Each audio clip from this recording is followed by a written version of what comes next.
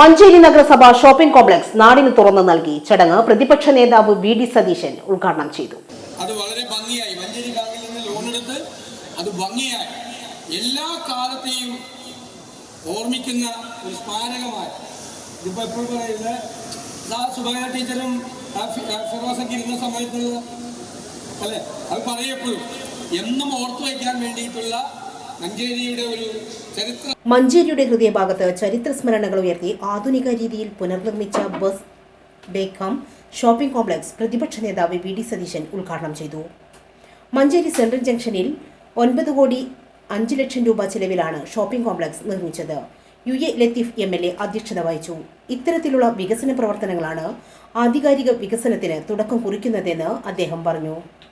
മഞ്ചേരി നഗരസഭാ chairperson BM Subaida, Manjeri നഗരസഭാ vice chairman VP Firoz, municipal engineer P Nandakumar, MLAമാരായ AP Anilkumar, PK Basheer, P Ubaidulla, Najeeb Kanthapuram, സ്ഥിരം സമിതി ചെയർമാൻമാരായ NK Khairunnisa, LC teacher, Raheem പുതുക്കുള്ളി,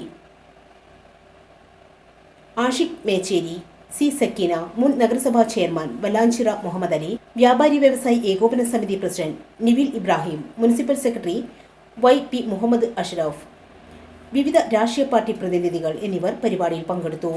പരിപാടിയിൽ മഞ്ചേരി നഗരസഭയിലെ റോഡുകൾ വീതി കൂട്ടാൻ സ്ഥലം നൽകിയ ഭൂവുടമകളെ ആദരിക്കുകയും നാട്ടുകാർക്കായി ഗാനമേള സംഘടിപ്പിക്കുകയും ചെയ്തു.